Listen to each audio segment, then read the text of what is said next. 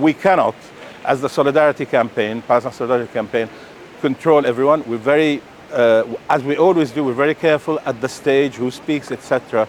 And anyone who does something against the law, I'm afraid they would face the consequence. So my name is Professor Kamal Hawwash.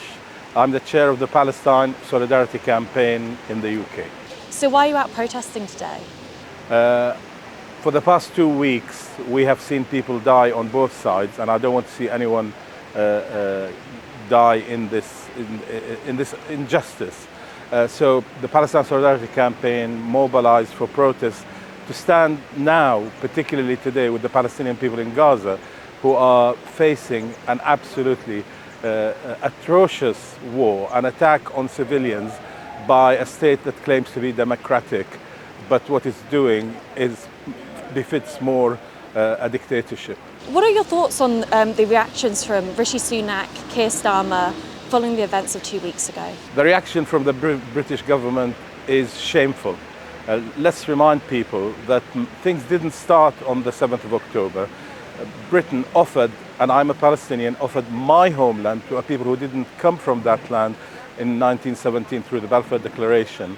And then, while it was occupying Palestine under what's called the British Mandate, did everything it could to facilitate the creation of a homeland for Jews, instead of allowing the Palestinian people to become independent. Now they are standing with the occupier, with Israel, against the occupied, the Palestinian people, whereas in the Ukraine situation, they stand with the occupied. They should really ditch this policy of supporting an apartheid state, a state that has not stopped killing people even in the West Bank.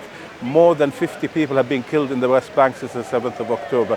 So this is not a war by Israel on Hamas, it's a war by Israel on the Palestinian people. And we are here to stand with them and to say to our leaders, not in our name, it is not acceptable for you to say that Israel has a right to self-defense, but try and find the appropriate words, talk about international law when it comes to the Palestinian.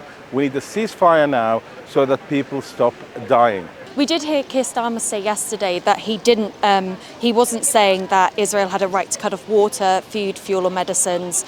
Also, Sunak said that it's important that we continue to provide humanitarian access. What do you think of those comments? Well, first of all, unfortunately, Keir Starmer is not telling the truth, because anyone who sees his clip on LBC again and again, they will see that he said he doesn't think there's a problem with Israel cutting water, electricity, etc. It is when he faced a backlash from people in his party to say, not in our name, that he decided to try and clarify. He should have said, I'm sorry, I apologize, I was wrong to say what I said. Instead, he's trying to find words that justify it. But it's not the first time. He has not met any Palestinians over the last few years. He meets the representatives of the Jewish community regularly, but refuses to meet the Palestinian community. We are a people just like Jews and the British people and everyone else, and therefore I do not accept what he said yesterday. As for Rishi Sunak, we know the Conservatives stand with Israel, whatever it does, and he's doing the same thing. In fact, he was met in Tel Aviv by the Israeli ambassador to Britain, who said that there was no humanitarian crisis. Barefaced lie, because her country has caused that, and she is somebody who was the Minister for Settlements, which Britain says are illegal, and also says that there is no occupation. The association of Britain with Israel, even though I know what they say, is completely shameful and embarrassing. Do you think that Hamas is damaging the Palestinian cause? The Palestinian cause has been going on for 75 years. Again, it didn't start on the 7th of October. The question that should be asked is, why haven't we solved the situation? Why is it that there is no Palestinian state? Why is it there is no freedom for the Palestinian people? Why is it the refugees are still languishing in refugee camps? I'll remind people that 70% of the Palestinians in Gaza are refugees. And just to give a very small example, the town of Sderot that they always talk about in terms of the surrounding area was built on the ruins of two villages, Najd and Simpson. The residents of these villages who were sent or expelled in 1948 live in Gaza. The best thing is for them to be allowed to walk, and it's a kilometer away, to walk back to their home. I guess I say that because we saw with the attacks 2 weeks ago, 1,400 Israelis were killed. That included civilians, children, innocent festival goers. If we continue to have this cycle of attacks and retaliations and violence, how will we come to any sort of resolution or any sort of peace solution, I guess? Well, I think international law is clear that civilians should not be attacked or targeted on any side. But then again, Hamas did do that, don't you think?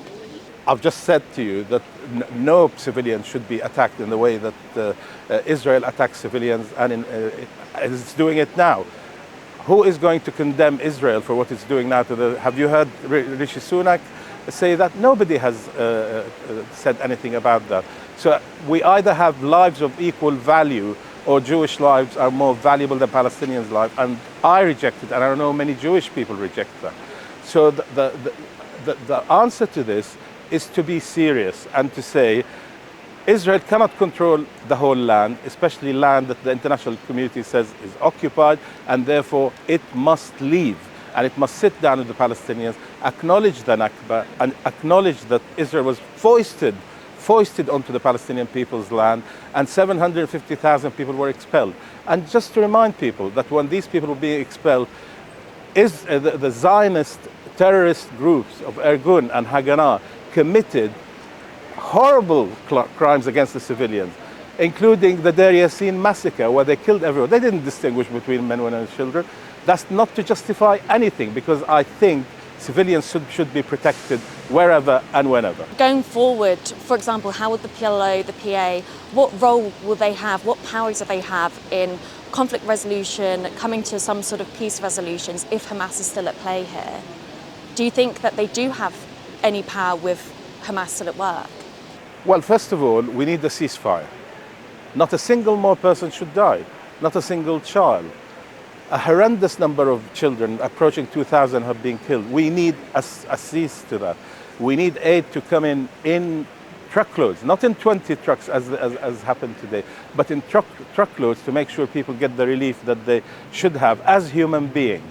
But after that, the PLO is the representative of the Palestinian people, and the international community should be going back to them. Israel supposedly signed the Oslo Accord with the PLO, so it should, and a state should have been born 5 years later. But Israel has refused. Netanyahu says there will be no state, and Smotrich, who is the finance minister, says the Palestinians now have three choices: they either leave, they have no rights, but they can live here, or we kill them. What are your thoughts on the explosion at the hospital in Gaza City? Initially, blame was put onto Israel, but now it's found that evidence isn't conclusive as to who did it. Well, I watched Channel 4 News last night, which suggested that it wasn't a rocket that fell short of its target. People are still looking into it. My heart goes out to the families of the 500 people who died. But I also point out that Israel yesterday, so it claims it doesn't target hospitals. It told the director of Al-Quds hospital yesterday that they should vacate the hospital. A hospital, where should people go? If they can't have safety in a hospital, there are 12,000 people there. If you can't have safety and they're told to walk and then they are bombed, where should they go? These are the actions of a state that claims to be a democracy but heaps terrorism on the Palestinian people on a daily basis. What's your thoughts on the rise of anti-Semitism since the Hamas attacks? I'm a British Palestinian Muslim. The Jewish community here are Jewish Brits, and I stand with them. There should be no blame attached to them for what Israel does. I blame Netanyahu for saying it's a Jewish state and he does things in their name. So we saw that there were pro-Palestinian rallies that were organised even before Israel retaliated to Hamas. Do you not see why some people, especially within the Jewish community, might feel threatened and even scared by that? By what? So the fact that Palestinian rallies were organised even before Israel retaliated after the Hamas attacks, do you see why Jewish communities might feel intimidated and scared by that? Well, first of all, we know what Israel does whenever there's an attack on it, and therefore we knew exactly what it was going to do, and it's proven it. I haven't caught up with the figures today, but I assume nearly 5,000 Palestinians have been killed, etc. And I expect the number to rise. I mean, I'll tell you a little example. I saw a man on TV, a Palestinian man on Al Jazeera, and he was speaking, and he said, in this block, which has been demolished, there were 200 people. When I went to hospital, there were only 8. So that's why we come out, and in support of the Palestinian people, in support of the humanity that people should be attaching to them. And as I say, I feel a British Palestinian, and I don't want to feel fear. Yesterday, a Palestinian cafe here in London was threatened. People were threatened with murder. So it isn't just the Jewish community that should be protected and should feel safe. It's all other communities, including the Palestinian community. I guess we saw with the Palestine protest last week, there were pictures of people who had brought photos of the Hamas people parachuting during that attack. Do you know how many there were? I don't know the number, right. but there were 2 photos women. of it. Okay, 2 women. How many people were at the protest? 150,000. I don't have to say anymore. We cannot, as the Solidarity Campaign, Palestine Solidarity Campaign, control everyone. We're very, as we always do, we're very careful at the stage, who speaks, etc. And anyone who does something against the law, I'm afraid they would face the consequence. We've seen on social media there's been lots of very emotive snapshots of this conflict through photos, videos online, and there's almost become a divide where people feel as though they have to pick sides. Do you think that there's some way that we can meet in the middle? Do you think that, or do you just think that this has become so polarized? Well, first of all, on the issue of images, I have seen so many. And if anyone looks at my Twitter feed, they will find that I have not posted any photos. It's so hurtful. You feel in such pain. And okay, do I show a picture of 10 Palestinian children in a hospital who are dead? I don't think. I hope that people will use their intelligence when they look at the figures to understand how people are killed and so on. So that's what I would say about images. And on the issue of taking side, take the side of justice. Justice will only come when the Palestinians have their rights. And ask yourself this: why is it that international law is applied everywhere but has not been enforced here? Israel has not implemented a single United Nations resolution. Even after for the Palestinians, the whole land is ours. People come from Jaffa, from Haifa, they come from all over. So the issue about states and so on is secondary, in my view, because I think, for example, that all the refugees who want to come back should be allowed to come back, and then we find a political solution that suits all. I'm not interested in 1 state, 2 states, 10 states. It is the return of the refugees. That should be the starting point. How do we end this so that there are no leftovers to be picked for the future? So I think it's important we go back, and international law is what everyone should be observing, but Israel observes the law of the jungle. There's so much, there's generations of pain and bloodshed on both sides. Do you think that there is any way to find a solution from this, from both sides, peacefully? What do you see as the way moving forward? I know, like you said, there is no 2-state, 3-state, 10-state solution, but how plausible is this? No, I mean, I said what I said because I think that will solve the problem fully. But there is international law. And as I say, we either say there's international law which must be observed, or there's the law of the jungle. There is the law of the jungle. So international law says 2-state solution, the settlements should be emptied, and a Palestinian state emerges to which people feel that attachment. And the Palestinian people are a great people, Everyone who goes and spends time with them comes back to say they're a cultured people. They're the most highly educated people in the Middle East, and with the highest number of PhDs per capita. So we're not talking about the people who are born to be violent, but when children are born under the siege in Gaza, and they are told that the people who are imposing the siege on them are Israel, and it is Israel which does that, what do people expect them to feel about Israel? Love?